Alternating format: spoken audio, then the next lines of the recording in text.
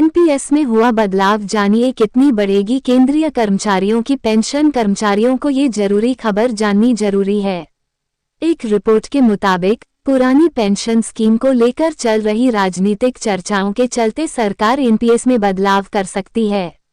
परिणामस्वरूप एनपीएस न्यूनतम 40-45% पेंशन प्रदान करने में सक्षम होगा। हितधारकों की राय जानने के लिए गठित एक समिति द्वारा सरकारी कर्मचारियों की पेंशन की समीक्षा की जा रही है। समिति द्वारा अभी तक अंतिम रिपोर्ट तैयार नहीं की गई है।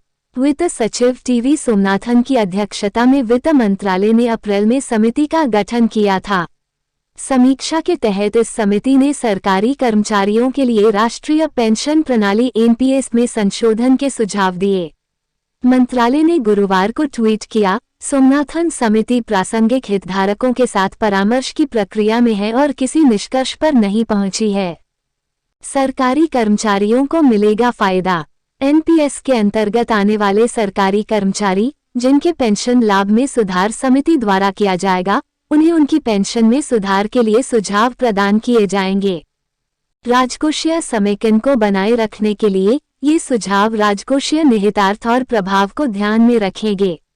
वित्त सचिव की अध्यक्षता वाली समिति में पेंशन फंड नियामक और विकास प्राधिकरण पीएफआरडीए के अध्यक्ष और कार्मिक और प्रशिक्षण सचिव शामिल हैं। पुरानी पेंशन योजना ओपीएस को हाल के महीनों में कई विपक्षी शासित राज्य सरकारों द्वारा लागू किया गया है।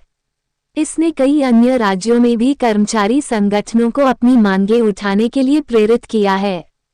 ओपीएस लागू करने के अपने निर्णय और एनपीएस में जमा राशि की वापसी के अनुरोध के संबंध में राजस्थान, छत्तीसगढ़, झारखंड, पंजाब और हिमाचल प्रदेश की राज्य सरकारों द्वारा केंद्र सरकार को एक अधिसूचना भेजी गई थी। वित्त मंत्रालय ने केंद्र सरकार के स्तर पर ओपीएस लागू होने की संभावना से पूरी तरह इनकार किया है।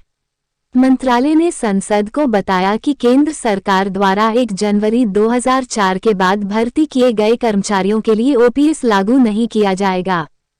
ओपीएस कार्यक्रम के तहत सेवानिवृत्त होने वाले सरकारी कर्मचारियों को 50% की मासिक पेंशन का भुगतान किया जाता है।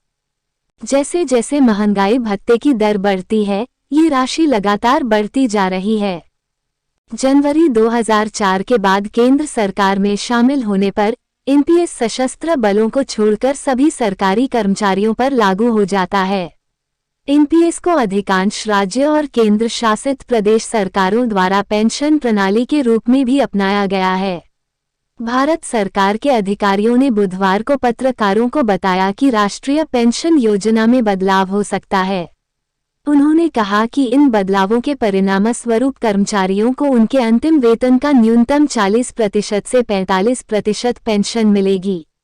रॉयटर्स के मुताबिक ये जानकारी मिली है।